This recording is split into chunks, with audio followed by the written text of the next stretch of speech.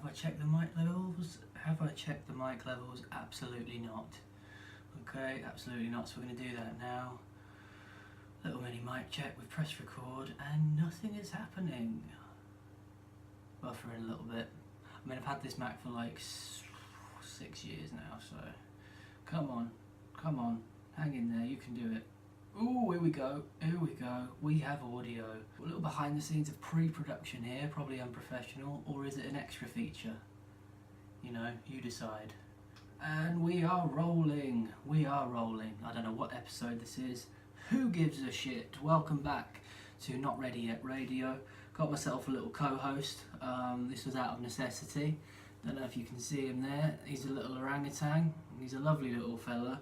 And through lack of human people, he's going to be my co-host. His name's Ernie. He's nice, he's a good man. And you know, is having a little inanimate plastic orangutan as your co-host, you know, is that the signs of the beginnings of a nervous breakdown? I don't know. You know, if I told you that hadn't crossed my mind, I'd be lying. Would be lying to you through my teeth, which is an odd expression, really, lying through your teeth. I don't know. It's gonna have to. If a lie comes out your mouth, it's gonna have to pass through said teeth, unless you know, they're fake. But even then, they're yours, and they're not exactly an elbow. They're teeth, and they belong to you. So I don't know, unless you write it down. If you could write a lie down, then I suppose it wouldn't have to pass through your teeth. But anyway, that's inconsequential.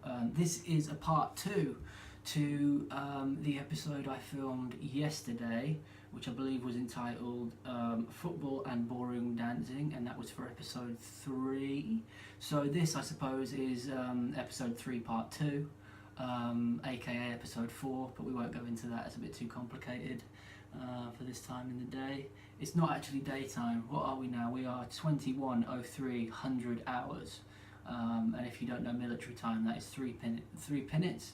It's not, it's 3 minutes past the hour of 9 p.m.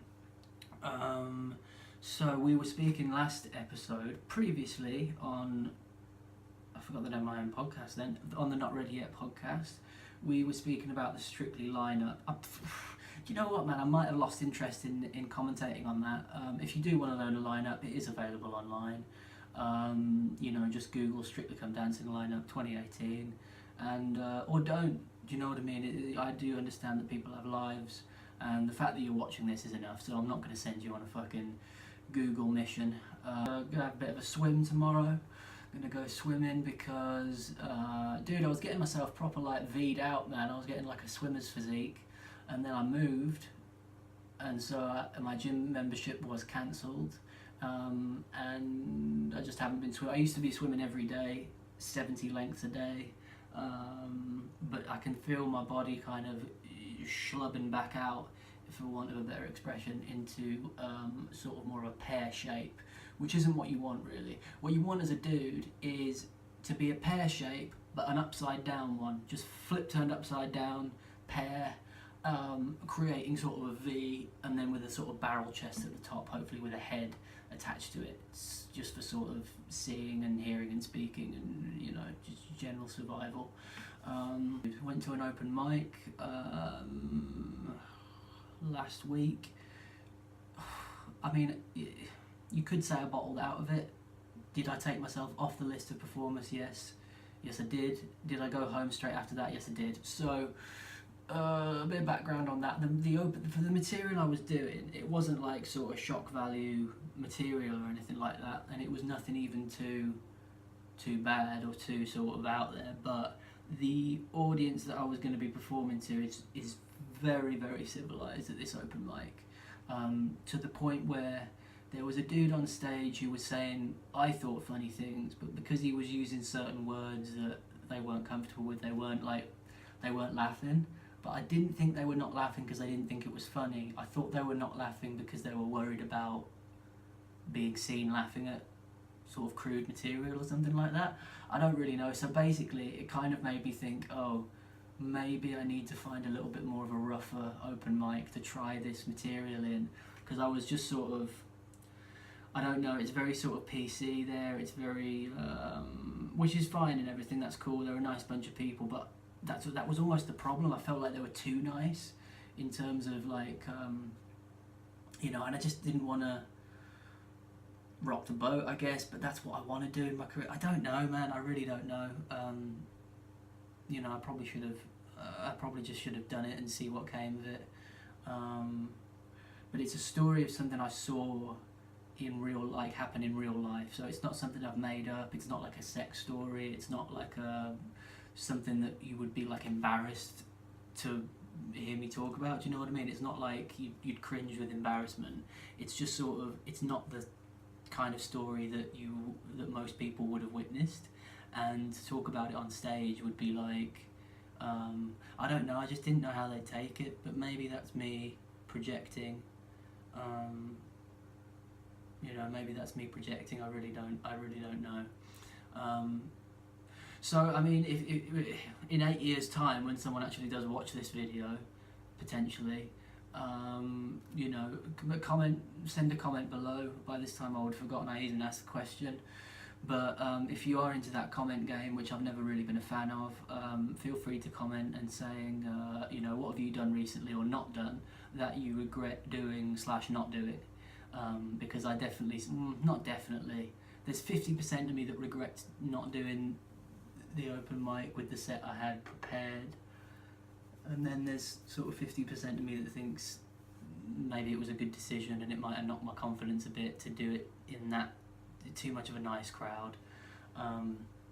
Because the only problem with nice crowds, it means you sort of, a lot of the time, as long as you've got clean material, it means that you're less nervous going up and trying your stuff out.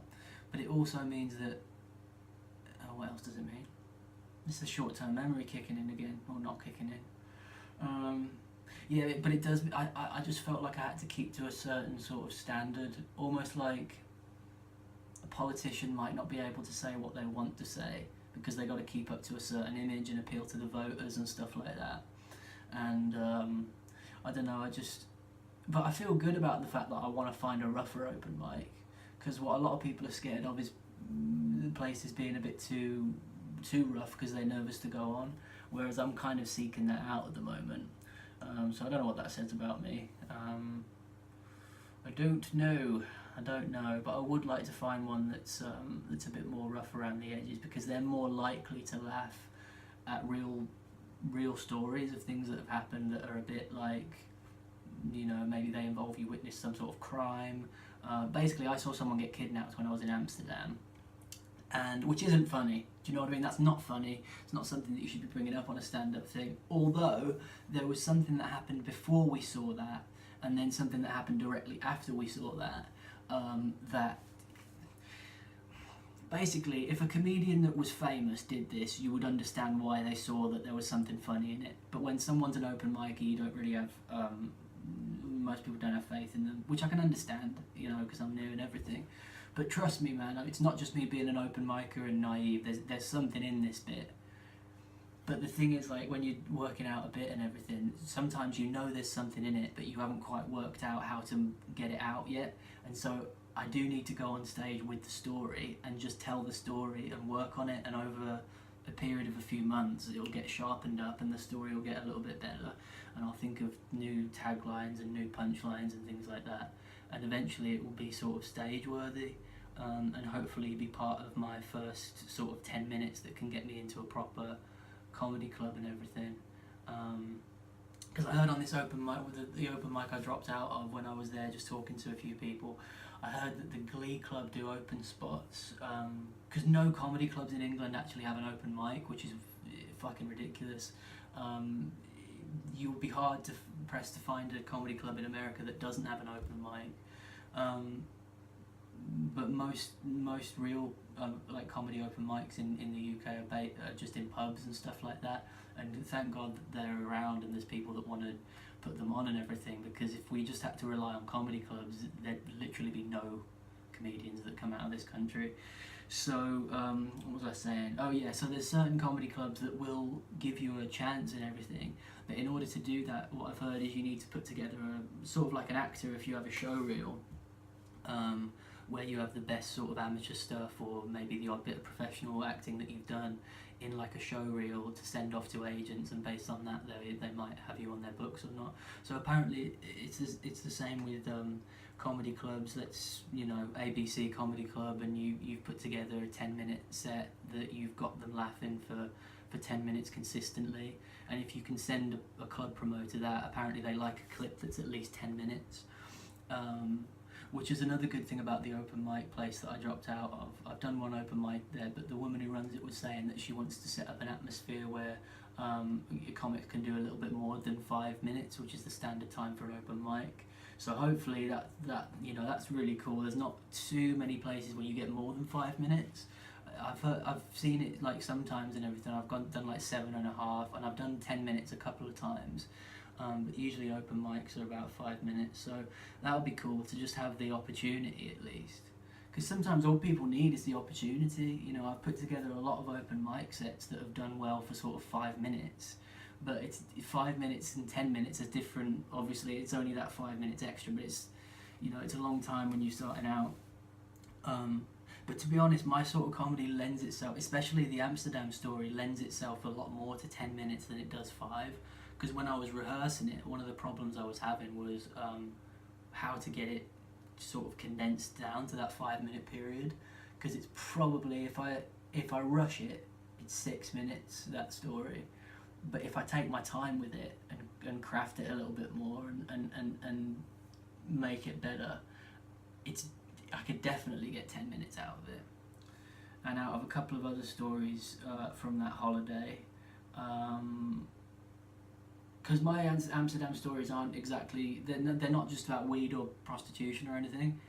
They're about, you'd hear me say, oh, a couple of things happened in Amsterdam, and you'd think, oh, he's going to tell stories about, you know, fucking a prostitute and smoking a fat spliff. But like, it's, and one of those things did happen. I'm not into the prostitute thing, which isn't really something you should be able to have to say on your own podcast. But yeah, it never appealed to me because I got a thing inside me that's called empathy, and I just I think sometimes you'd probably, you know, if you don't have empathy, you'd probably be more likely to hire a prostitute, lady of the night, or the day. I've heard that they do 24-hour things. Anyway, that's completely off topic.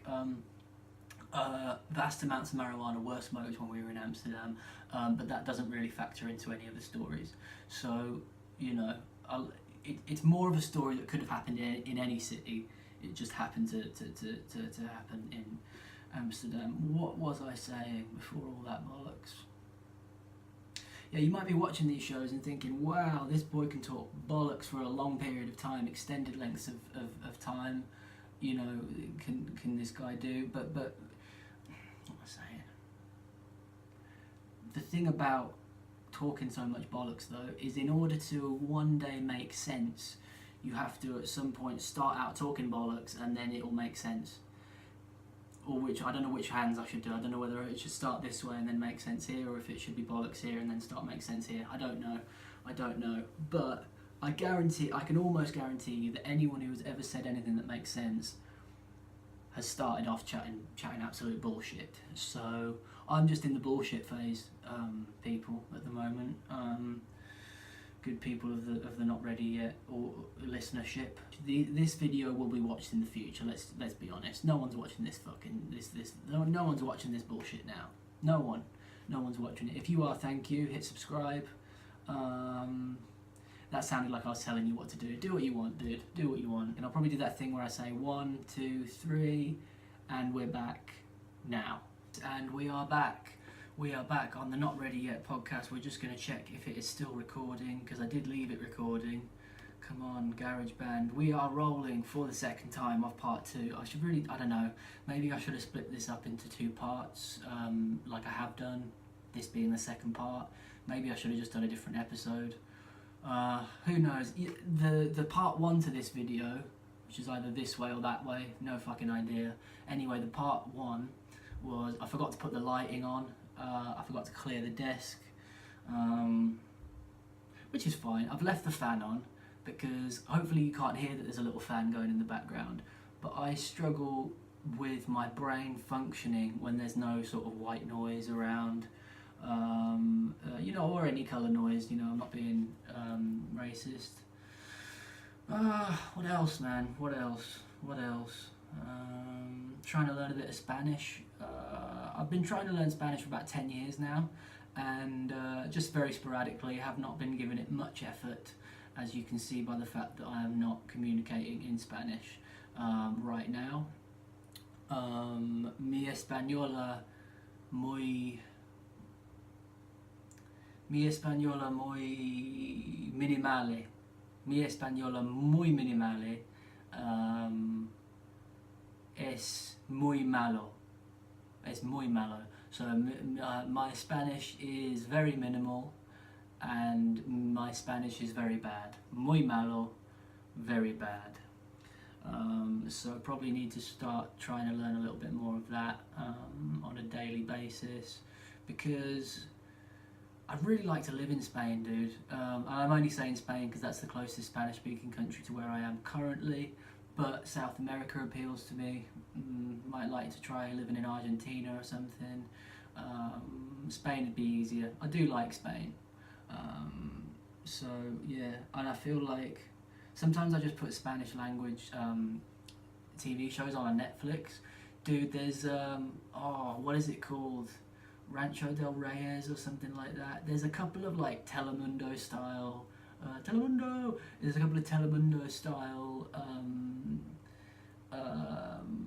TV shows on Netflix that are really good. I said Telemundo like that because it always reminds me of the song To the Windows of the Wall. To the window, to the Telemundo. But that's another sign of my psychological instability probably. So let's Google Spanish-speaking Netflix shows. Ooh, Spanish language Netflix shows. So let's see what we got. Narcos, obviously everyone knows Narcos. Money Heist, which that's the English translation. I still haven't seen that yet. Ooh, Cocaine Coast, what's that? Probably about, cocaine sort of near to the coastline, I would imagine. It probably goes into a bit more depth. Oh, here we go, Club de Crows. And then that's on Netflix, it will be listed as Club de Cuervos. And that's basically like, if you remember that show Footballers' Wives, it used to be big in the UK for a while. It's basically like that, but set in Spain. What else have we got? Lorena del Sur, that's a good one. Surviving Escobar alias JJ was fucking fantastic, dude. That was wicked. There was so many episodes of that. I watched it completely on other websites and then they put it on Netflix, so that's great. Where the fuck is it, man? Here we go. Tierra de Reyes is what it's called. Tierra de Reyes, I don't know what that means. I think the family is Reyes, and then Tierra means something, I don't know what that means, but comment below if you're Spanish and you know what Tierra de Reyes, not Del Reyes, Tierra de Reyes means. And that's just basically fucking hilarious, man. It's like when you see a Telemundo show and it's sort of parodied on like an American show or an English show or whatever. English shows don't parody Telemundo. On like an American show like Friends, and they'll parody Telemundo. Dude, they're not exaggerating, that's really what it's like. And they're fucking, I think they're called telenovelas. And I don't want to lie to you, man, I got into it because it was funny, and now I'm quite massively into it. So I'm right at the beginning at the moment, and there's these three brothers, these three Spanish brothers that look like sort of Calvin Klein models of Madrid. And some of them wear cowboy hats, some of them don't. One of them's got a sleeveless vest on, two of them don't. But they're basically brothers, right? And their sister has ran away with her new lover, which is a big fucking story at the moment. And I mean, just the fact that she's got a secret lover, because they're very sort of protective. But one of her brothers is proper like, I mean, he's too protective to the point where like we're wondering, is he in love with his little sister? Is this a little bit weird? Is this going to be another storyline? And then the other two brothers, they're protective, they care about her and they want to know she's alright, and they're like, who's this mystery man she's meeting? We need to see him and verify that he's, a decent dude. But they're also trying to rein in the older brother, who's just going to go on a full-on killing spree at this point if the other brothers can't rein him in. And the sisters, and not only has she got a secret lover, dude, but he's like twice her age, and he's like in his 60s, and he's like a silver fox looking guy, and so it's all kicking off on Tierra de Reyes. So check back next week, see what's happening, see what's progressed, because if you don't have time to watch it, I will update you on said telenovela. Did start off this part 2 by talking about something, and I can't remember what I was talking about. Oh yeah, so learning Spanish and stuff like that. I just quite like, that was it. I like to have Spanish shows on in the background because I can't understand what they're saying, and it means that it doesn't interrupt my thought pattern, and it just is sort of pleasing in terms of like, what's the word for aesthetically pleasing, but not because aesthetically obviously it's art, vision. Audibly pleasing, sound happy. I don't know. We might have to wrap this episode up a little bit. I can see Gurney's getting tired. His eyes look a bit big. As we said for episode 1, I might come back and do a little sort of extra bit. Might not. We're going to do a video pretty soon on albums to recommend, my favourite albums. I do have this one right here, this bad boy. This is from 1981. It's before my time, but that's Stevie Wonder, Hotter Than July. Fucking fantastic album. There's a little picture of a piano on fire. Very provocative image there. There's probably some sort of metaphor to that I'm not really getting. I remember my dad used to play this in the car when I was little, so I quite like this album. Very, very good album, and we'll be speaking about that on a future episode. But until then, from me, from my little co-host Ernie, see you in a bit.